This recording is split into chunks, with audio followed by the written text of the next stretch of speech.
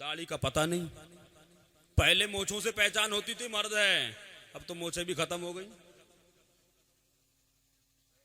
अब मुझे बता दो, एक नया इमाम शुकूको शुबहात की बुनियाद पर, शरीयत का मसला यह कि वो सलाम नहीं करे।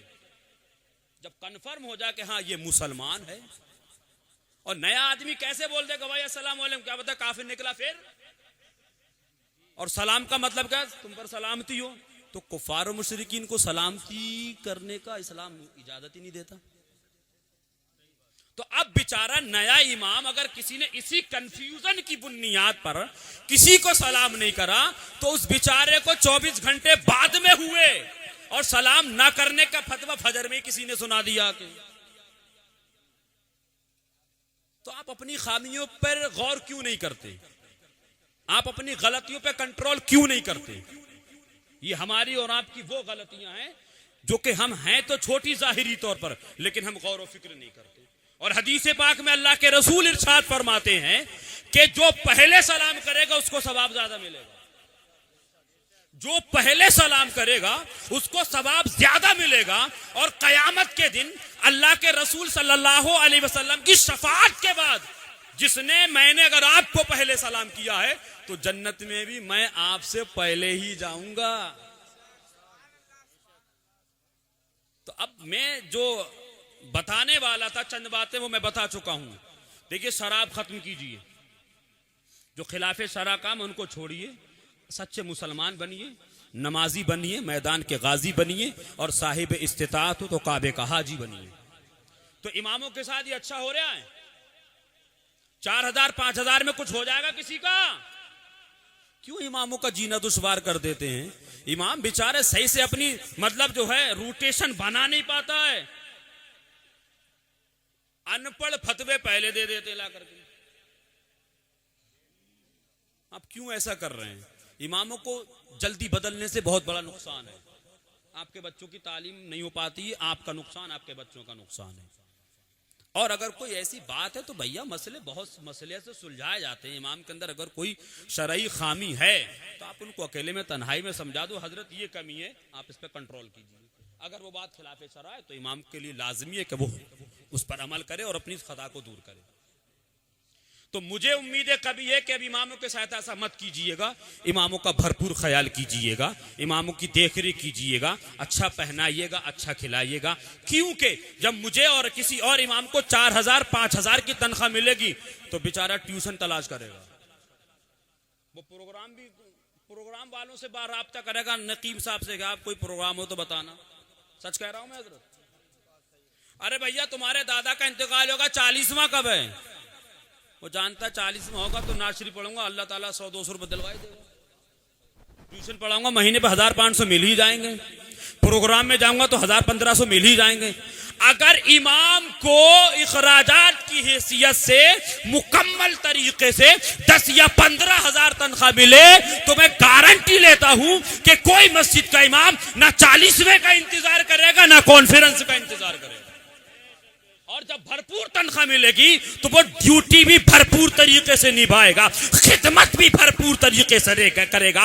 अब अगर तुम चाहते हो कि अपने बच्चों को तालीम अच्छी दिलवाई जाए, अब अगर तुम चाहते हो कि इमाम भरपूर तरीके से खुलूस के साथ खिदमत करे तो मेहरबानी करो कि इमाम की खिदमत भी आप भरपूर तरीके से कीजिए। मा आताकुमुर रसूल फखुजू वमा नहाकुम अन्हु फंतहू। मेरा रसूल तुम्हें जो दे वो ले लो और जिस चीज से मना फरमाए उस चीज से बाज आ जाओ। बात बसरा के गवर्नर की चली थी। उन्होंने हजरत अब्दुल्ला जो बसरा की जामा मस्जिद के इमाम थे उनके पास पहुंचे और पहुंचने के बाद अर्ज करते, सरकार मेरी बेटी सियानी हो चुकी है, बालिग हो चुकी है, हद उकूलियत व बुलूगियत को अबूर कर चुकी है, मैं उसका निकाह करना चाहता हूं, मैं उसकी शादी करना चाहता हूं।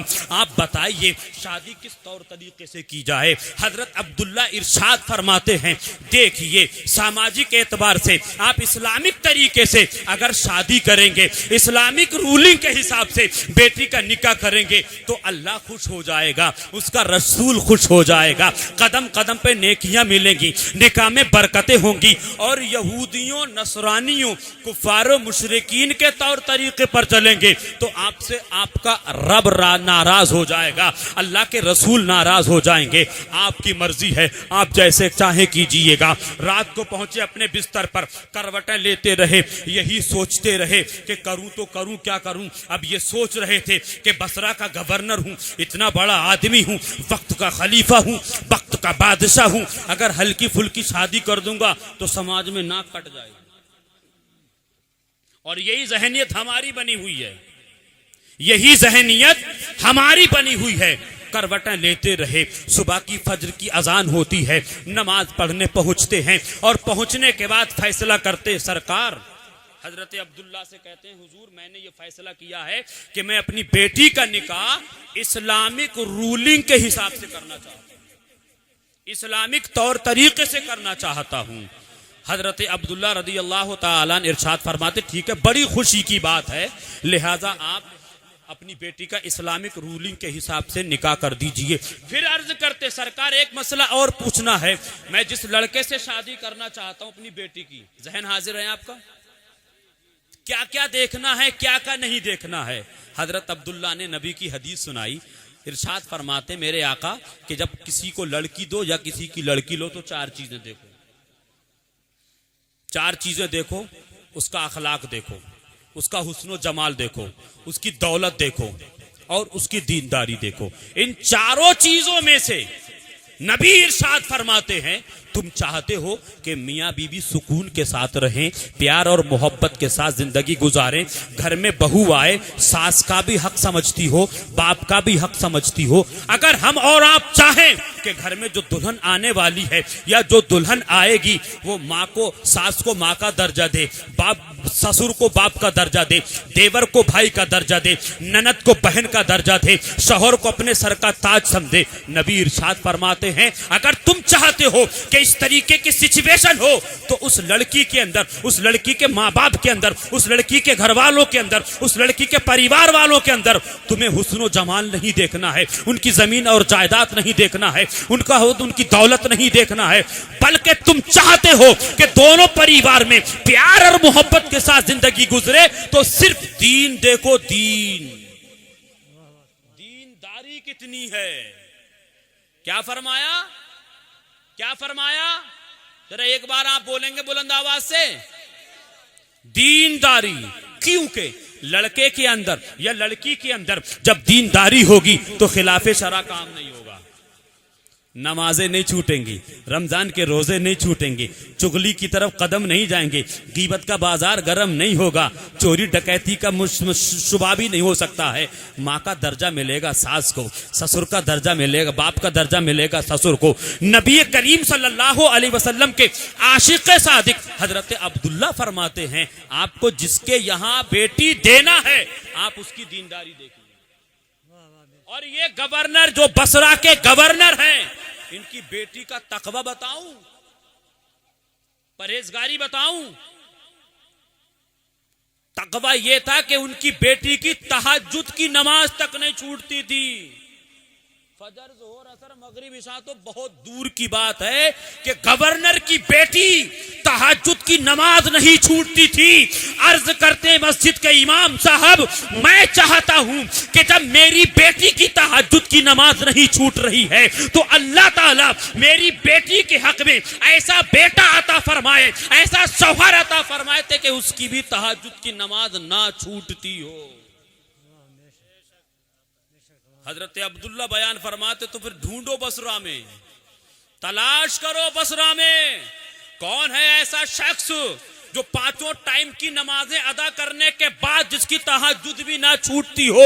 अर्ज करता है सरकार, कल ही सुबह से मैं अपने सिपाहियों को पूरे बसरा की गलियों में दौड़ा दूंगा, वो पता निकालेंगे, वो जानकारी लेके आएंगे कि बसरा में कौन कितना बड़ा मुत्तकी है और परहेजगार है, कौन कितना बड़ा दीनदार है, किसकी नमाजें छूट रही हैं और किसकी नहीं छूट रही हैं। सुबह का सूरज नमूदार होता है, सिपाहियों को हुक्म दिया जाता है, ए बसरा के लोगों, ए मेरे सिपाहियों, जाओ बसरा की गली गली में ढूंढो कि इस बसरा की सरजमीन पर मेरी बेटी की तरह तहज्जुद की नमाज को अदा करने वाला भी कोई है या नहीं। आप लोग जहन हाजिर नहीं, आपका सुन लीजिए, पता नहीं दोबारा हमारी और आपकी मुलाकात भी होगी कि नहीं होगी, इसको वक्ते गनीमत जानिए। बसरा की गली गलियों में सिपाहियों को दौड़ा दिया गया, कोई नतीजा नहीं निकला।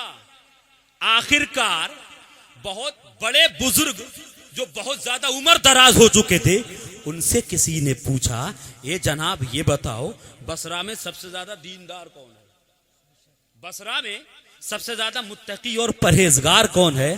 तो पूछने वाले ने जब पूछा तो जवाब देने वाला जवाब देता है कि अपने गवर्नर, बसरा के गवर्नर से कह देना कि बसरा के अंदर सबसे ज्यादा अगर कोई नमाजी मुत्तकी परहेजगार है तो वो अब्दुल्ला मस्जिद के इमाम हैं। क्या? मस्जिद के इमाम हैं। जब बसरा के गवर्नर को पता चला कि बसरा की जामा मस्जिद का इमाम बहुत बड़ा मुत्तकी है, उनकी तहज्जुद फौत नहीं होती है, सुबह को हुजरे में पहुंचे, दरवाजा खटखटाया, अर्ज किया मैंने पता निकाल लिया, मैंने पता निकाल लिया कि बसरा में सबसे ज्यादा मुत्तकी कौन है, सबसे ज्यादा परहेजगार कौन है, सबसे ज्यादा दीनदार कौन है? इमाम साहब अर्ज करते, जी बताइए कौन है? कहा वो कोई दूसरा नहीं है, आप खुद हैं बसरा में सबसे बड़े दीनदार। लिहाजा मैं आपकी बारगाह में हाथ जोड़ करके अरीजा पेश करता हूं कि आप मेरी बेटी से निकाह कर लीजिए, आप मेरी बेटी से निकाह कर लीजिए। इमाम साहब अर्ज करने लगते, ये क्या बात कर रहे हैं आप, इतने बड़े आदमी हैं, इतनी बड़ी शख्सियतों के मालिक हैं, वक्त के बादशाह और खलीफा हैं, और मैं मस्जिद का इमाम हूं, दीनदारी मेरे अंदर है, अल्लाह का बड़ा एहसान अजीम है, लेकिन इतनी बड़ी जिम्मेदारी मत दीजिए, कहीं ऐसा ना हो कि मैं आपकी बेटी का हक अदा करने में अगर कहीं गलती कर बैठा, कहीं कोताही कर बैठा तो बादशाह की सजा को कौन झेलेगा? मुझसे बर्दाश्त नहीं होगा। बादशाह कदमों में गिर जाता है। बसरा का गवर्नर अर्ज करता, नहीं नहीं, मैंने जो फैसला कर लिया है वो हो करके ही रहेगा और आपको मेरी बेटी से निकाह करना ही पड़ेगा। अब यहां एक बहुत कीमती बात बता करके रुखसत हो जाने की कोशिश करूंगा। निकाह हो गया और निकाह होने के बाद 40 दिन तक हमारा नौजवान तबका और हमारी माएं बहनें गौर से सुने, 40 दिन तक हजरत अब्दुल्ला अपनी बीवी के पास नहीं गए, 40 दिन तक। और जब इस तरीके की कंप्लेंट शादी के बाद जब बेटी अपने माँ बाप से कहती है तो उस पर एक्शन लिया जाता है, उसका इंतजाम किया जाता है। ऐसा क्यों किया? मेरी बेटी के अंदर क्या कमी थी, मेरी बेटी के अंदर क्या खामियां थी, मेरी बेटी के अंदर क्या खराबी थी कि अब्दुल्ला ने 40 दिन तक मेरी बेटी का चेहरा भी नहीं देखा, मेरी बेटी के पास आना जाना भी गवारा नहीं किया।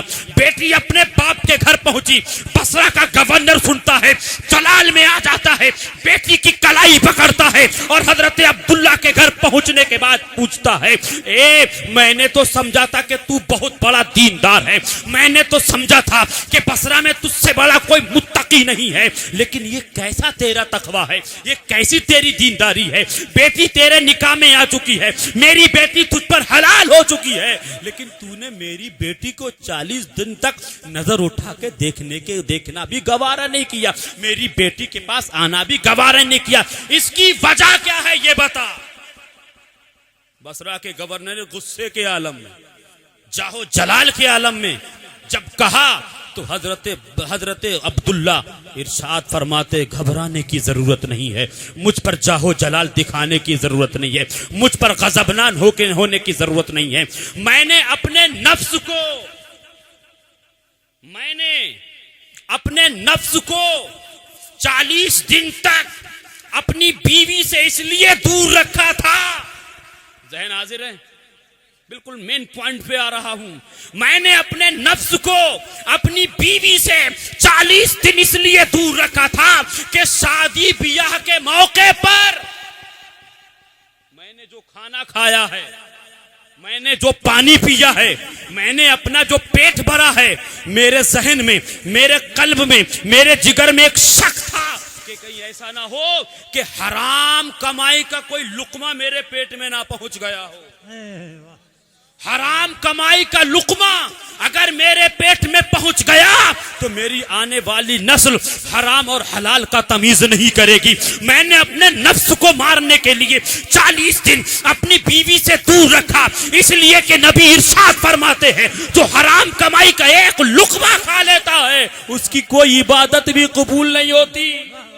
नारे तकबीर, नारे तकबीर, नारे रिसालत, नारे रिसालत, नारे गौसियत, जश्न ईद मिलादुन नबी, नारे तकबीर। मैंने अपने नफ्स को इसलिए कुचल दिया, मैंने अपने नफ्स को इसलिए मार दिया, मैंने अपने नफ्स की गुलामी नहीं पहले नफ्स को मैंने अपना गुलाम बना लिया है।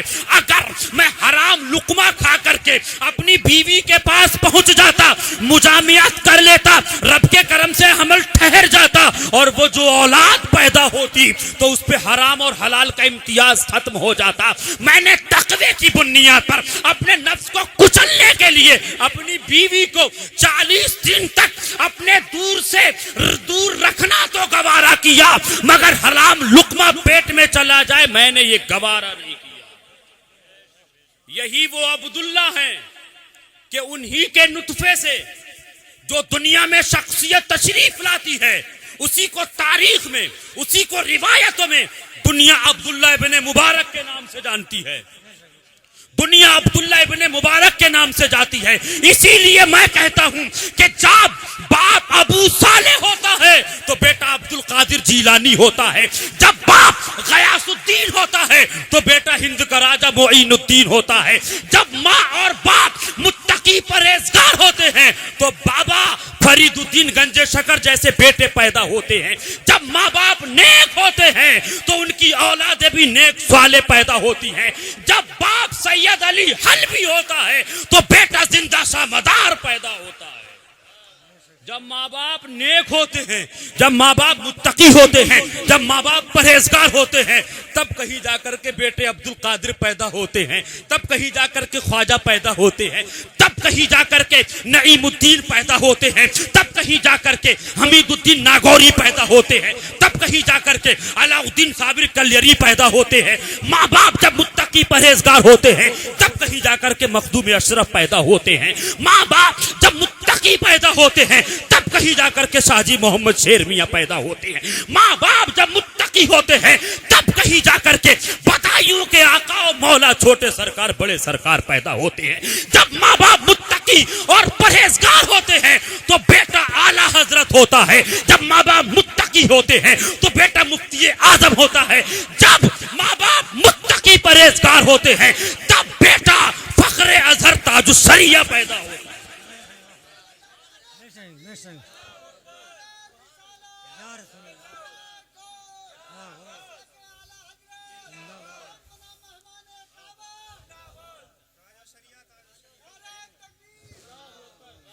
और आज हमारे माँ बाप मुत्तकी नहीं, आज हमारे माँ बाप परहेजगार नहीं, आज हमारे माँ बाप नमाजी नहीं, आज हमारे माँ बाप को हराम और हलाल का तमीज नहीं।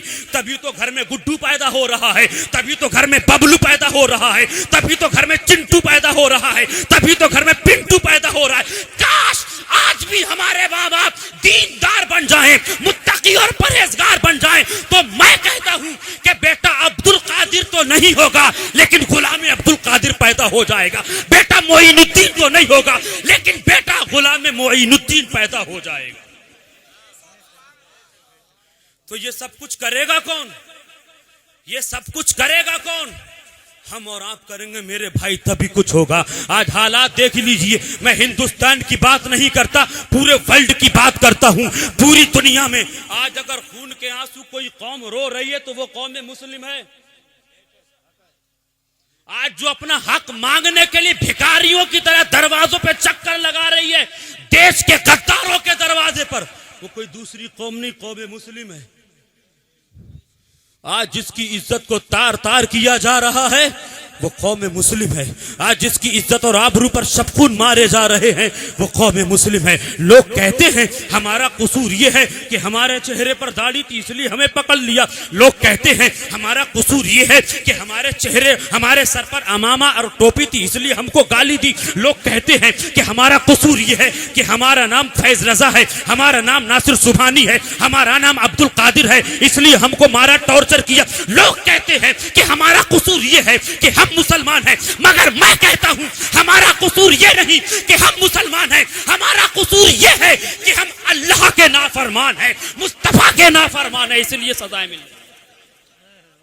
वो मुअज्जज थे जमाने में मुसलमान होकर, वो मुअज्जज थे जमाने में मुसलमान होकर, हम ख्वार हुए तारिके कुरान होकर। और वो कोई और होगा जो अपना ईमान दे देगा, नबी का चाहने वाला, नबी पर जान दे देगा। मस्जिदें बड़ी तेजी के साथ बनाई जा रही हैं, बड़ी तेजी के साथ रुपया पैसा खर्च करके निर्माण पे निर्माण किया जा रहा है, लेकिन मस्जिदें सुनसान हैं, मस्जिदें वीरान हैं। यही मस्जिदें जिनको हम संगे मरमर से सजाते हैं, बस्ती की जीनत बनाते हैं, लाखों करोड़ों रुपया लगाते हैं, दुल्हन की तरह सजा देते हैं, अच्छा बनाव श्रृंगार करते हैं। अल्लाह का घर है, अच्छी तरीके से बनाना चाहिए, मगर इसी अल्लाह के घर में हम सिर्फ हफ्ते में एक बार जमा होते हैं, हफ्ते में एक बार अपनी शक्ल लेके जाते हैं। बकिया हफ्ते में इमाम साहब को रख तो लिया है, वो अपनी भी पढ़ रहे हैं, दो चार बुजुर्ग हैं मोहल्ले में बेचारे उनकी पढ़ा तो रहे हैं। यही वीरान मस्जिदें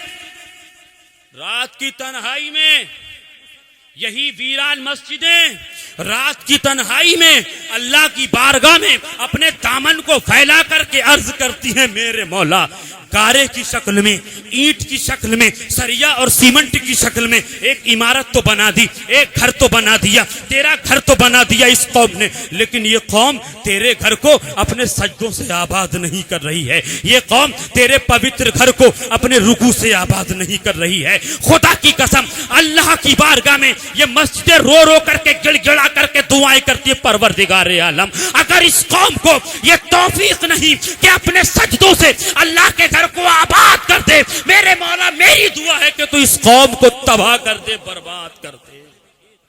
ये हाल है, ये मस्जिदों की पुकार है, ये मस्जिदों की आवाज है, लेकिन हम नहीं समझ पा रहे हैं। खुदा की कसम आज भी होकर इब्राहिम सही मां पैदा आग कर सकती है अंदाजे को नस्ता पैदा। गुजारिश कर रहा हूं अपने नौजवान भाइयों से, अपने बुजुर्गों से और साथियों से, और उसी के साथ साथ अपनी इस्लामी रिश्ते की माँ बहनों से भी गुजारिश कर रहा हूं। मौत का कोई भरोसा नहीं है।